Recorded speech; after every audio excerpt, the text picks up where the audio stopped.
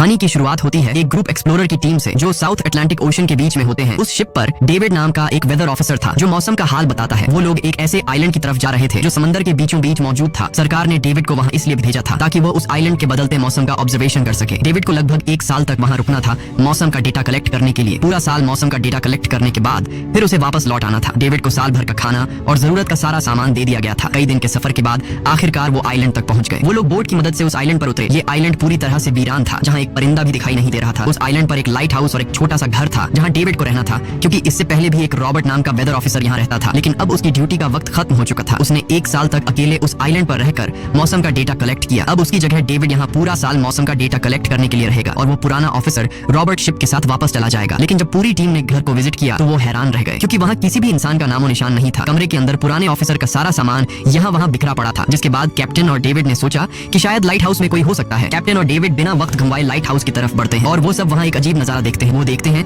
कि पूरा light house तेज और नुकीले लकड़ियों से घिरा हुआ था, जैसे किसी ने जानबूझकर उसे बंद कर दिया हो ताकि कोई भी अंदर न जा सके। जिसके बाद कैप्टन और डेविड ने लाइट हाउस का गेट कई बार नॉक किया, लेकिन अंदर से कोई रिस्पॉन्स नहीं मिला। आखिर में उन्होंने गेट को जोर से धक्का दिया और अंदर घुस गए। लाइट हाउस के अंदर उन्हें एक आदमी मिला जिसका नाम ग्रूनर था। जब उन्होंने ग्रूनर से पुराने वेदर ऑफिसर रॉबर्ट के बारे में पूछा तो उसने जवाब दिया कि वो तो मर गया है। वो समंदर की तरफ गया लेकिन दोबारा कभी लौटकर वापस नहीं आया। ग्रूनर की बातें सुनकर डेविड और कैप्टन दोनों चौंक गए। ये सब सुनने के बाद कैप्टन ने डेविड से कहा, अगर तुम अब भी चाहो तो हमारे साथ वापस चल सकते हो। लेकिन डेविड ने वापस जाने से इनकार कर दिया। डेविड ने सोचा अगर वो सरकार को उस आइलैंड का एक्यूरेट वेदर रिपोर्ट दे पाया तो उसे काफी मोटी रकम मिल सकती है। जिसके बाद कैप्टन ने उसे एक गन दी खुद की प्रोटेक्शन के लिए और कैप्टन ने डेविड से कहा कि ये जगह मुझे सेफ नहीं दिखाई दे रही, अपना ख्याल रखना। इसके बाद उसे वहीं पर छोड़कर वो सब वापस चल दिए और अब ये दोबारा वापस 1 साल बाद आएंगे। कैप्टन के जाने के बाद डेविड ने घर को थोड़ा सेटल किया, रहने के काबिल बनाया। रात होने के बाद उसे ड्रॉर में एक डायरी मिली जो पुराने वेदर ऑफिसर रॉबर्ट की थी। उस डायरी में आइलैंड के बारे में बहुत कुछ लिखा था। डायरी में एक मिस्टीरियस क्रीचर के बारे में कुछ बातें लिखी गई थी, लेकिन सब कुछ साफ नहीं था, कुछ बातें अधूरी थी। डेविड हर लाइन को ध्यान से पढ़ता गया। उस डायरी में कुछ अजीब तरह के जानवरों के स्केचेस भी बने थे। डेविड को समझ नहीं आया उसने ऐसी पिक्चर्स क्यों बनाई थी। शायद वो अकेला था और टाइम पास के लिए ऐसा किया होगा। डायरी के एक पेज पर पुराने ऑफिसर के वाइफ की फोटो भी लगी थी। डेविड वह डायरी पढ़ते पढ़ते थक गया और धीरे धीरे उसकी आंख लग गई। अगली सुबह डेविड ने मौसम का डेटा कलेक्ट करना शुरू कर दिया, लेकिन समंदर के पास पहुंचते ही उसके कदम रुक गए। उसने देखा कि चट्टानों के बीच कुछ पत्थर अजीब तरीके से सजाए गए हैं और उनके बीच शेल्स रखे थे अजीब से पैटर्न में। डेविड ने सोचा शायद ये सब ग्रूनर ने किया है। वो ये सोचकर दोबारा अपने काम में लग गया। काम के दौरान जब उसने दूरबीन से लाइट हाउस की तरफ देखा तो उसे ग्रूनर के साथ एक और इंसान भी दिखाई दिया, लेकिन पलक झपकते ही वो गायब हो गया। डेविड ने दोबारा उसे देखने की कोशिश की, लेकिन फिर उसे लगा कि ये उसका वहम है। रात को डेविड अपने काम में बिजी था, तभी दरवाजे पर नॉक हुआ। उसे लगा कि शायद ये ग्रूनर है। डेविड ने उसका नाम पुकारा लेकिन कोई जवाब नहीं मिला। हाथ में लैंप लेकर जैसे ही डेविड दरवाजे की तरफ बढ़ा तो उसके कानों में कुछ अजीब सी आवाजें गूंजने लगी जो किसी इंसान की बिल्कुल भी नहीं थी। और फिर उसने देखा गेट के नीचे से किसी अजीबोगरीब क्रीचर का हाथ अंदर आने की कोशिश कर रहा है। वो इंसान का हाथ बिल्कुल भी नहीं था। ये देखकर डेविड के पांव तले जमीन ही खिसक गई। वो तुरंत बेसमेंट की तरफ भागा और वहां जाकर छुप गया। कुछ ही देर में वो मिस्टीरियस क्रीचर घर के अंदर घुस चुकी थी। वो छुप छुप कर डेविड को ढूंढ रही थी और डेविड बेसमेंट के एक छोटे से दरार से उसे देखने लगा। डेविड की हलचल से उस क्रीचर ने डेविड को देख लिया। जिसके बाद वो क्रीचर डेविड को मारने के लिए तेजी से उसकी तरफ भागा और दरार से उसे पकड़ने की कोशिश करने लगा। तो डेविड ने खुद को बचाने के लिए फौरन चाकू उठाकर उसकी आंख में दे मारा। वो क्रीचर चीख के भाग गई, लेकिन वो कभी भी वापस आ सकती थी। और डेविड के दिमाग में ये बात कंफर्म हो गई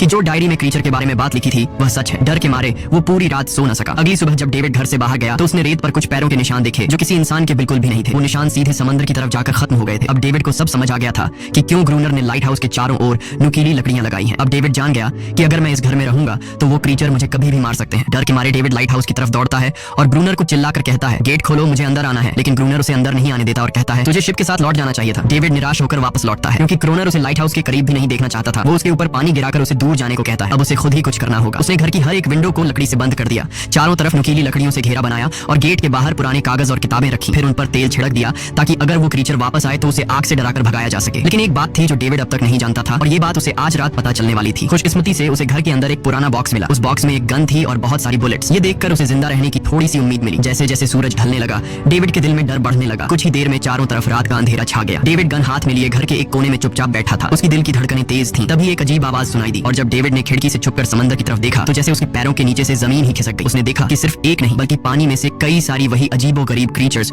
उसकी तरफ बढ़ रही हैं। कुछ ही देर में वो सब इकट्ठा होकर कमरे का गेट तोड़ने की कोशिश करने लगे। डेविड ने तुरंत गोलियां चलानी शुरू की जिनमें से कुछ क्रीचर्स गिरकर मर गए। डेविड को लगा कि गोली की आवाज सुनने के बाद वो डरकर भाग जाएंगे, लेकिन अपने साथियों को मरता हुआ देखकर वो और भी ज्यादा गुस्सा हो गए। तब डेविड प्लान बी अपनाते हुए गेट के बाहर रखे कागजों और पुरानी किताबों को आग लगा देता है। आग देखकर वो क्रीचर्स डर के मारे वापस समंदर में लौट गए, लेकिन अब वही आग डेविड के घर तक पहुंच चुकी थी। घर के दरवाजे ने आग पकड़ ली और धीरे धीरे फैलने लगी क्योंकि पूरा घर लकड़ी का बना हुआ था। डेविड ने तुरंत एक चादर में खुद को लपेटकर अपनी जान बचाई और बाहर निकलकर लाइट हाउस के पास एक बड़े पत्थर के पीछे छुप गया। क्रीचर्स को शूट करते वक्त डेविड के हाथ में काफी गहरी चोट भी आई। तभी अचानक तेज बारिश शुरू हो गई। आग धीरे धीरे बुझने लगी, लेकिन पूरी रात की बारिश के बाद भी सुबह तक डेविड अपना घर नहीं बचा पाया। पूरा घर जलकर लगभग राख हो चुका था। अब अगर डेविड को जिंदा रहना है तो उसे लाइट हाउस में पनाह लेनी होगी। उसने अपनी राइफल राइफल उठाई और लाइट हाउस के पास के पत्थरों के बीच छुप गया और इंतजार करने लगा कि कब ग्रूनर पानी भरने आएगा। जब ग्रूनर पानी भरने के लिए लाइट हाउस से बाहर निकला तो डेविड उसके पीछे पीछे चल दिया, लेकिन तभी अचानक एक अजीब सा क्रीचर जो ग्रूनर के पास ही था उसने डेविड पर हमला कर दिया। लेकिन किसी तरह करके डेविड ने उसे काबू कर लिया। वो क्रीचर ग्रूनर का रक्षक था। जब वह उसे शूट करने वाला था तो ग्रूनर ने तुरंत डेविड को रोका और कहा, रुक जाओ, ये मेरा पालतू है। डेविड ने गोली नहीं चलाई और मौके का फायदा उठाते हुए उसने ग्रूनर के साथ एक शर्त रखी, अगर इस क्रीचर को जिंदा रखना है तो मुझे लाइट हाउस में रहने दिया जाए, नहीं तो मैं इसे मार दूंगा। जिसके बाद ग्रूनर ने हाँ कर दी, क्योंकि डेविड के पास ढेर सारा खाना और गन पाउडर था। शाम होने से पहले दोनों बचा हुआ खाना लेकर लाइट हाउस लौट आए और वो दोनों आराम से सो गए। अगली सुबह वो क्रीचर चुपचाप डेविड का हाथ चाट रहा था। जब डेविड नींद से जागा तो उसने देखा कि इस क्रीचर के चाटने की वजह से उसका हाथ पूरी तरह से ठीक हो चुका है। ये सब देखकर डेविड हैरान हुआ। डेविड अब ग्रूनर से इस क्रीचर के बारे में और जानना चाहता था और फिर ये सब दुनिया के सामने लाना चाहता था, क्योंकि ये किसी जादू से कम नहीं था। डेविड ने सोचा, अगर इस क्रीचर का राज दुनिया के सामने हम लाते हैं तो डेविड और क्रोनर दोनों बहुत सारा पैसा और नाम कमा लेंगे। लेकिन क्रोनर को ये सब नहीं चाहिए था। वो इस आइलैंड से कहीं नहीं जाना चाहता था। क्रोनर का अब इस दुनिया में कोई नहीं बचा था। उसके लिए ये आइलैंड परफेक्ट था, जहां वो अपने आप को एक किंग समझता था और अपनी मर्जी का मालिक। इसी वजह से उसने आइलैंड के कई हिस्सों में लिख दिया था, क्रोनर यहाँ का बादशाह है। लेकिन डेविड को ये समझ नहीं आ रहा था कि ये अजीब सी क्रीचर क्रोनर की फालतू कैसे बनी। तो क्रोनर ने बताया कि एक बार क्रोनर ने उसकी जान बचाई थी। वो गलती से उसके फिशिंग नेट में फंस गई थी। तब ये क्रीचर छोटी थी और उस दिन के बाद से वो क्रोनर के साथ ही रह गई। उसकी हर बात माननी शुरू कर दी। लेकिन क्रोनर एक सख्त इंसान था। वो इस क्रीचर के साथ बहुत बुरा बर्ताव करता था। क्रोनर हर दिन इस क्रीचर के साथ फिजिकल रिलेशन रखता था। क्रोनर ने बताया कि एक बार इस क्रीचर ने मुझ पर हमला भी किया था और उसके बदले में क्रोनर ने उसे ऐसी सजा दी कि उस सजा के बाद वो क्रीचर अपने आप को क्रोनर की गुलाम समझने लगी। और आप सब भी समझ गए होंगे कि हर रात वो क्रीचर समुद्र से बाहर क्यों आते हैं। वो सभी इसलिए आते हैं ताकि अपने साथी को क्रोनर से छुड़वाकर वापस ले जाए। लेकिन क्रोनर ऐसा नहीं होने देता। वो क्रीचर्स दिन के उजाले में अटैक नहीं कर सकते, क्योंकि सूरज की रोशनी उनकी स्किन जला देती है। डेविड अब यहाँ और नहीं रहना चाहता था। वो किसी तरह से आइलैंड से अपनी जान छुड़ाना चाहता था। खैर, शाम होने लगी और क्रोनर ने उससे कहा, गन लेकर रेडी हो जाओ, क्योंकि वो क्रीचर्स कभी भी हमला कर सकते हैं। वो लाइट हाउस की लाइट ऑन करने के लिए तैयार हो गए और कुछ ही देर में समुद्र से बड़ी संख्या में क्रीचर्स निकलकर बाहर आ गए। वो लाइट हाउस की तरफ बढ़ते जा रहे थे। क्रोनर उन पर लगातार फायर करता जा रहा था, लेकिन डेविड पूरी तरह से डर गया था। वो लाइट हाउस के अंदर की तरफ आने लगा। क्रोनर के बार-बार कहने के बावजूद वो बस एक कोने में चुपचाप बैठा रहा और कुछ ही देर में डेविड बेहोश हो गया। क्रोनर पूरी रात अकेला इन क्रीचर्स से लड़ता रहा। अगली सुबह क्रोनर ने गुस्से में डेविड के मुंह पर पानी डालकर उसे उठाया और कहा, अगर तुम्हें जिंदा रहना है तो इनकी जान लेनी होगी, नहीं तो तुम्हें लाइट हाउस से निकाल दिया जाएगा और तुम्हें मेरी हर बात माननी होगी। रोजाना पानी भरकर लाना, लाइट हाउस के छोटे बड़े काम करना और रात को मेरे साथ गार्ड ड्यूटी भी करनी होगी। अब डेविड के पास दूसरा कोई ऑप्शन नहीं था। इसी वजह से ये सब करना उसकी मजबूरी बन गया। डेविड अब क्रोनर की हर बात मानने लगा। लेकिन एक चीज थी जो उसे बिल्कुल भी पसंद नहीं आई। वो ये थी कि हर रोज उस फीमेल क्रीचर को अलग अलग तरीकों से फिजिकली टॉर्चर करना। रात होती है, दोनों फिर से गार्ड ड्यूटी के लिए तैयार हो जाते हैं और एक बार फिर वो क्रीचर समुद्र से निकलकर बाहर आते हैं। लेकिन आज डेविड को डर नहीं लग रहा था। उसने क्रीचर पर फायरिंग शुरू की, मगर आज क्रोनर कुछ भी नहीं कर रहा था। वो डेविड को बाहर छोड़कर लाइट हाउस का गेट बंद कर देता है और खुद चुपचाप अंदर बैठ जाता है, ताकि डेविड खुद सीख सके कि इन क्रीचर से कैसे लड़ा जाता है। इसी तरह डेविड को लड़ते लड़ते वो रात कट जाती है और सुबह हो जाती है। सुबह क्रोनर ने देखा कि डेविड लाइट हाउस के गेट के बाहर खून में लथपथ बैठा था। अब उसने सीख लिया था कि इन क्रीचर से कैसे लड़ना है। इसी तरह समय गुजरता गया, रातों को इन क्रीचर से लड़ते हुए और दिन भर क्रोनर के लाइट हाउस के काम संभालते हुए। ये आइलैंड अब उसके लिए एक बंद घर जैसा हो गया था। वो हर वक्त सोचता रहता था कि कब ये जगह छोड़कर आजादी की सांस लेगा। समय के साथ साथ डेविड का उस फीमेल क्रीचर के साथ एक अजीब सी दोस्ती बन गई थी। डेविड को उसके लिए अब बुरा लगने लगा था। अब उसे समझ आया कि अपने लोगों को छोड़कर अकेला रहना कितना मुश्किल होता है। शायद वो क्रीचर भी कुछ ऐसा ही महसूस करती थी। डेविड ने उस क्रीचर को एक नाम भी दिया, अनारियस। इसी तरह से दिन गुजरते गए और फिर एक दिन उन्होंने देखा कि इन क्रीचर्स के अटैक्स धीरे धीरे कम हो रहे हैं। डेविड सोचता है शायद सर्दियों में वो कहीं और चले जाते हैं, या फिर शायद उन्हें समझ आ गया था कि इन दोनों से लड़कर कुछ हासिल नहीं होगा। लेकिन क्रोनर ने उससे कहा कि ऐसा बिल्कुल नहीं है, वो फिर से अटैक करेंगे। अब वो अपनी संख्या बढ़ा रहे हैं। कुछ और दिन ऐसे ही गुजर गए। एक रात डिनर के बाद क्रोनर और डेविड ने टाइम पास के लिए चेस खेलना शुरू किया। लेकिन यहीं पर क्रोनर से एक बड़ी गलती हो गई। वो दोनों खेल में इतने उलझ गए कि लाइट हाउस की लाइट्स ऑन करना ही भूल गए। अंधेरे का फायदा उठाकर क्रीचर्स ने उन पर अटैक कर दिया। डेविड ने देखा कि क्रीचर्स की संख्या इतनी ज्यादा थी कि दो लोग मिलकर भी ज्यादा देर तक नहीं लड़ सकते थे और इस बार उनके पास कोई प्लानिंग भी नहीं थी। गन्स की बुलेट्स भी ऑलमोस्ट खत्म हो चुकी थी। इसी तरह बचते बचाते वो लाइट हाउस के टॉप तक पहुंच गए। लेकिन इस बीच क्रोनर के पैर में गहरी चोट आ गई। वो क्रीचर्स आज उन पर भारी पड़ गए थे। दोनों को लगा कि आज उनकी मौत पक्की है। लेकिन खुशकिस्मती से सुबह हो गई। जैसे ही सूरज धीरे धीरे उभरता है, वो क्रीचर्स लाइट हाउस छोड़कर समुद्र में वापस चले जाते हैं। कड़कती धूप निकलने के बाद एनेरियस क्रोनर के जख्म को ठीक करने की कोशिश करती है। लेकिन अब तक डेविड को समझ आ चुका था कि वो इन क्रीचर्स के साथ ये लड़ाई जीत नहीं सकते। बुलेट्स भी अब खत्म होने के करीब हैं। उनके पास खाना भी इतना नहीं है कि वो ज्यादा देर तक चल सके। लकीली अगले दिन जब डेविड लाइट हाउस के बाहर इधर उधर घूम रहा था तो उसने समुद्र में एक जहाज देखा। वो जल्दी से अंदर से फ्लेयर गन लाया और जहाज को सिग्नल देने गया। लेकिन क्रोनर ने उसे रोक दिया, क्योंकि वो नहीं चाहता था कि डेविड यहाँ से जाए। उसी वक्त अनारियस ने क्रोनर पर हमला कर दिया। वो डेविड को क्रोनर से बचाना चाहती थी। क्रोनर किसी को भी ये आइलैंड छोड़ने नहीं देना चाहता था। ये आइलैंड उसकी अपनी दुनिया थी, जहाँ वो एक किंग की तरह रहता था। वो डेविड को भी जाने नहीं देना चाहता था। इतने समय से अकेला रहने के बाद अब उसके पास कोई था जिससे वो बात कर सकता था। और अगर डेविड उस शिप में वापस चला गया तो वो वहाँ जाकर सबको एनेरियस और उनके बारे में बता देगा। इसलिए अब डेविड यहाँ से नहीं जा सकता। धीरे धीरे वो शिप डेविड की आंखों के सामने समुद्र में गायब हो गई। अब उसके पास कुछ भी करने को नहीं था। कुछ और दिन ऐसे ही बीत गए। क्रोनर अब भी डेविड और अनारियस दोनों के साथ बुरा बर्ताव कर रहा था। लेकिन अनारियस को वो खास तौर पर मारता था, जो डेविड को बिल्कुल पसंद नहीं था। एक दिन डेविड ने अनारियस को एक छोटी टॉय बोट गिफ्ट में दी, जो उसने किसी मछली की हड्डी से बनाई थी। लेकिन जब अनारियस ने उस बोट को देखा तो वो डेविड को आइलैंड के एक ऐसे कोने में ले गई जहाँ सचमुच एक असली बोट रखी थी। जब डेविड ने इस बोट के बारे में क्रोनर से पूछा तो उसने कहा हाँ, उसे पहले से पता था कि आइलैंड के इस हिस्से में एक बोट है। क्रोनर कहता है कि कुछ लोग इस आइलैंड तक बोट के जरिए अपनी जान बचाने आए थे, लेकिन सुबह होने से पहले उनमें से कोई भी जिंदा नहीं बचा। सबको इन क्रीचर्स ने मार दिया। वो सब शिप में गोला बारूद ले जा रहे थे, लेकिन समुद्र में आए तूफान की वजह से उनका शिप शिप इसी आइलैंड के पास डूब गया। ये सब सुनते ही डेविड के दिमाग में एक आइडिया आया। उनके पास एक डाइविंग सूट जैसा कुछ था। डेविड ने कहा कि अगर हम दोनों में से कोई उस सूट को पहनकर समुद्र के उस हिस्से में जाए जहां वो शिप डूबी थी, तो हो सकता है उन्हें कुछ बुलेट्स या डायनामाइट मिल जाए जिससे इन क्रीचर्स से लड़ना आसान हो जाए। लेकिन क्रोनर ने इस बात को मानने से इनकार कर दिया और डेविड अपनी जान को खतरे में डालकर ये काम करने को तैयार था। कुछ और दिन ऐसे ही गुजर गए। डेविड और अनारियस के बीच एक गहरा कनेक्शन बन गया। डेविड उसे पसंद करने लगा था। इन दोनों को रोमांस करते हुए ये सब क्रोनर ने चुपके से देख लिया। क्रोनर को लगा कि अनारियस उसे छिन जाएगी, इसलिए डेविड को रास्ते से हटाना पड़ेगा। अगले दिन क्रोनर खुद डेविड की बात मानने को तैयार हो जाता है। वो डेविड से कहता है, ठीक है, तुम सूट पहनकर नीचे पानी में जाओगे और वहाँ ढेर सारा RDX कलेक्ट करोगे, फिर मैं तुम्हें बोट से ऊपर की तरफ खींच लूंगा। लेकिन क्रोनर का असली इरादा कुछ और ही था। वो चाहता था कि डेविड उसकी मदद से समुद्र के नीचे रखे डायनामाइट के बॉक्सेस वापस सरफेस तक ले आए और उसके बाद उसे वही समंदर में अकेला छोड़ दे ताकि वो क्रिएचर्स उसे मार दें। इस तरह डायनामाइट भी उसके पास आ जाएगा और अनारियस फिर से उसकी गुलाम बन जाएगी। वो दोनों बोट में बैठकर उस जगह पहुंच गए जहां शिप पानी में डूबा था। डेविड ने डाइविंग सूट पहना और समंदर के नीचे उतर गया। नीचे जाने के बाद डेविड ने देखा कि शिप पूरी तरह तबाह हो चुकी है, लेकिन उसकी किस्मत अच्छी थी कि उसे कुछ डायनामाइट के बॉक्स मिल गए। लेकिन तभी अचानक कुछ क्रिएचर उसके सामने आ गए। क्रिएचर्स को देखते ही डेविड घबरा गया और नीचे गिर पड़ा। वो डाइविंग सूट इतना भारी था कि वह हिल भी नहीं पा रहा था और डेविड क्रोनर को ऊपर सिग्नल भी नहीं भेज पाया। क्रोनर को लगा कि शायद वह क्रिएचर्स डेविड को मार चुके हैं, लेकिन असल में वो तो सिर्फ दो छोटे बच्चे थे। डेविड ने जैसे तैसे करके अपना डाइविंग सूट वहीं छोड़ दिया और ऊपर सतह तक खुद को पहुंचाया। उन्हें वहां कुछ पुराने बॉक्स मिले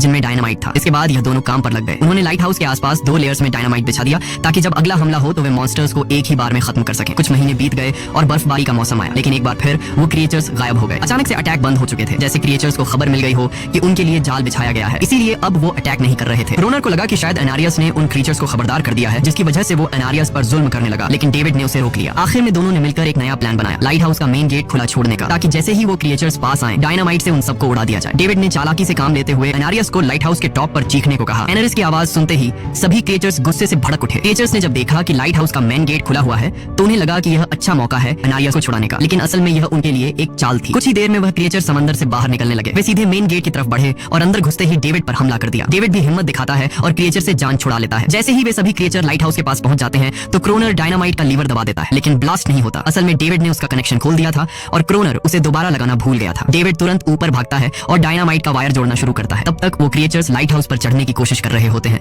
जिन्हें सिर्फ अकेला क्रोनर रोकता है। जैसे ही कनेक्शन पूरा होता है डेविड पहला लेयर उड़ा देता है, जिससे कई क्रिएचर्स ब्लास्ट में खत्म हो जाते हैं, लेकिन अभी भी काफी मॉन्स्टर्स लाइट हाउस पर हमला करने के लिए तैयार होते हैं। इस वजह से क्रोनर दूसरा लेयर भी ब्लास्ट कर देता है। दोनों उस जोरदार धमाके में बेहोश हो जाते हैं। अगली सुबह जब दोनों होश में आए तो उन्होंने देखा कि अनारियस वहां नहीं थी। ब्लास्ट में चारों तरफ मरे हुए क्रिएचर्स पड़े थे। क्रोनर उन सबको मार रहा था जो जख्मी हालत में जिंदा बचे थे। तभी डेविड की नजर उनमें से एक के गले में लटके एक नेकलेस पर पड़ी। उस क्रिएचर को तड़पता हुआ देखकर डेविड को उस पर तरस आ जाता है और उसे अपनी गलती का एहसास हो जाता है। जिन क्रिएचर्स को वह अब तक खूंखार समझते आए थे वो भी इंसानों की तरह थे, सिर्फ बोल नहीं सकते थे। लेकिन क्रोनर के लिए यह सब बेकार बातें थी। उस दिन के बाद वह क्रिएचर्स फिर कभी अटैक नहीं कर पाए, लेकिन हर दिन समंदर के किनारे से रोने की आवाजें आती थी। डेविड को अब तक नहीं पता था कि उन्होंने कितना बड़ा नुकसान कर दिया था, कितनी फैमिली टूट गई, कितने बच्चों ने अपने लोग खो दिए सिर्फ एक गलतफहमी की वजह से। अगले दिन डेविड ने समंदर में उन क्रिएचर्स के कुछ छोटे छोटे बच्चों को देखा, वो सब जिन्होंने अपने परिवार खो दिए थे। डेविड ने पत्थरों का एक गोल सर्कल बनाया और उसके बीच में वह छोटी टॉय बोट रख दी ताकि एनारिस उसे देखकर वापस लौट आए। डेविड ने कई घंटे इंतजार किया, लेकिन एनारिस कभी वापस नहीं आई। सुबह नींद से जागने के बाद डेविड ने देखा कि क्रोनर सो रहा है। क्रोनर के पास कुछ पुरानी चीजें रखी थी, उनमें एक पुरानी तस्वीर भी थी और जैसे ही डेविड ने उस तस्वीर को देखा वह हैरान रह गया। वह लड़की जिसका फोटो उसने पहले दिन पुराने ऑफिसर रॉबर्ट की डायरी में देखा था वह कोई और नहीं बल्कि क्रोनर की पत्नी थी और फोटो में क्रोनर उसके साथ खड़ा था। असल में 1 साल पहले आए वेदर ऑफिसर रॉबर्ट मारा नहीं, बल्कि उसने अपनी पहचान बदल दी थी, यानी क्रोनर ही वेदर ऑफिसर रॉबर्ट है। बस उसने अपना नाम बदल लिया था क्योंकि अब वह कभी इस आइलैंड को छोड़ना नहीं चाहता था। ये सब देखकर डेविड ने भी यह उम्मीद छोड़ दी कि वह कभी इस आइलैंड से जा पाएगा। अगले दिन शाम को जब डेविड समंदर के किनारे गया उसने देखा कि उस सर्कल में रखी छोटी बोट अब वहां नहीं थी, लेकिन उसी जगह पर उसने एक क्रीचर का छोटा सा बच्चा देखा जिसके हाथों में वह बोट थी। डेविड ने अपने हाथ में जलती हुई लकड़ी को उस सर्कल के बीच में फेंक दिया ताकि वह दिखा सके कि उसका इरादा लड़ने का नहीं है और उसे किसी को खतरा महसूस न हो। वह उनके साथ दोस्ती करना चाहता था। कुछ ही देर बाद समंदर की लहरों से अनारिस निकलती है और उसके पीछे पूरा क्रीचर्स का ग्रुप भी समंदर से बाहर आता है, लेकिन इस बार कोई भी डेविड पर अटैक नहीं करता क्योंकि वे भी अब शांति चाहते हैं। उनका इरादा सिर्फ एक सुरक्षित जगह पाने का था अपने बच्चों के लिए। लेकिन तभी वहां क्रोनर हाथ में बंदूक लिए पहुंच जाता है। क्रोनर को लगता है कि अगर शांति हो गई तो उसे सबसे ऊपर होने का एहसास कैसे होगा। डेविड उसे समझाने की कोशिश करता है कि ये क्रीचर्स लड़ना नहीं चाहते, ये शांति चाहते हैं, लेकिन क्रोनर किसी की नहीं सुनता। वो अनारियस से चिल्लाकर कहता है अंदर चली जाओ, लेकिन ये पहली बार था कि अनारियस ने उसकी बात नहीं मानी क्योंकि अब वह उसकी नौकरानी नहीं थी। यह देखकर क्रोनर को लगता है कि अब इस आइलैंड पर उसकी बादशाहत नहीं रही। क्रोनर खुद को अंदर से कमजोर महसूस करने लगता है क्योंकि अब कोई भी उसका हुक्म नहीं मान रहा था। गुस्से में उसने लाइट हाउस की तरफ कदम बढ़ाए। डेविड को लगा शायद क्रोनर को अब समझ आ गया होगा कि हर एक जानवर आजादी चाहता है, कोई भी किसी का गुलाम बनकर नहीं जीना चाहता। लेकिन क्रोनर के सर से बादशाहत का भूत कहां उतरने वाला था। जैसे ही वह लाइट हाउस पहुंचा उसने सिग्नल गन से एक फ्लेयर छोड़ी जो सीधा जाकर एक क्रीचर के बच्चे से टकरा गई। उस बच्चे की तुरंत मौत हो गई। सभी क्रीचर्स डर के मारे भाग गए और एनारियस ने भी डेविड पर अपना पूरा भरोसा खो दिया। गुस्से से पागल डेविड तुरंत लाइट हाउस की तरफ भागता है क्रोनर को सबक सिखाने। डेविड उससे लड़ने लगता है, क्यों किया तूने ये सब? ये लोग तो बस शांति चाहते थे। लेकिन क्रोनर इतना हिंसक हो चुका था कि उसने डेविड को मारने का फैसला कर लिया। वह हाथ में लोहे का रॉड लेकर जैसे ही डेविड पर वार करने जा रहा था डेविड ने उसे उसके असली नाम से पुकारा और कहा रुक जाओ रॉबर्ट, तुम खूनी नहीं हो। ये सुनकर क्रोनर एकदम रुक गया। असल में रॉबर्ट ऐसा इंसान कभी था ही नहीं। इस आइलैंड पर आने के बाद अकेले रहने की वजह से उसकी मेंटल हेल्थ बिगड़ चुकी थी। अकेलापन, अपनी पत्नी की मौत और गहरा डिप्रेशन, इन सब ने उसे ऐसा बना दिया था। वह असल में कोई किलर नहीं था, वह एक अच्छा इंसान था। क्रोनर को एहसास हुआ कि ये क्रीचर्स कभी लड़ना नहीं चाहते थे, वे बस शांति चाहते थे। क्रोनर ने उन्हें सिर्फ इसलिए मारा ताकि वह खुद को पावरफुल दिखा सके, और अब क्रोनर को अपनी गलती का एहसास हो चुका था, इसीलिए उसने खुद को उन क्रीचर्स के सामने सरेंडर कर दिया और कुछ ही पलों में उन्होंने उसे मार दिया। डेविड लाइट हाउस के अंदर खुद को लॉक कर लेता है। समय ऐसे ही बीतता चला जाता है और 1 साल बाद आइलैंड पर एक गवर्नमेंट अफसर आता है, साथ में एक नया वेदर ऑफिसर भी होता है। अब नए गवर्नमेंट अफसर ने इस आइलैंड पर वेदर मॉनिटर की ड्यूटी करनी थी। जब कैप्टन पिछले अफसर के बारे में डेविड से पूछता है तो डेविड भी वही बात करता है कि वह पानी की तरफ गया था लेकिन कभी वापस नहीं आया, और वेदर ऑफिसर को भी लगता है कि डेविड ही क्रोनर है। डेविड ने भी उनकी इस गलतफहमी को ठीक नहीं किया। वह चुपचाप बालकनी पर गया और खड़ा हो गया बिना कुछ कहे, क्योंकि अब वह भी इस आइलैंड को छोड़ना नहीं चाहता था, बिल्कुल क्रोनर की तरह। इसी दौरान एनरिस भी अपने परिवार के साथ खुश थी। अब उन्हें किसी क्रोनर जैसे आदमी का डर नहीं था। अब वे आइलैंड पर भी और समंदर में भी आजादी से जी सकते थे। इसी के साथ कहानी खत्म हो जाती है। अगर वीडियो आपको अच्छी